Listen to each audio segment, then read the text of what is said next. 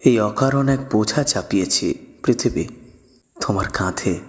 দুরন্ত লাট্টুর মতো এক অস্থির শহর করে দিয়েছি অতর্কিতে অনায়াসে।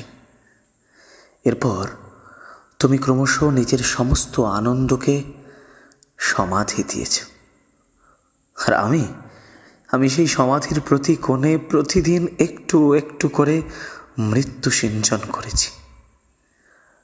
আমার হৃদয় থেকে মৃত্যু নদী বয়ে গেছে পৃথিবী তোমার দিকে, সেই সমাধির দিকে। পৃথিবীকে মৃত্যুই দেওয়ার ছিল আমার।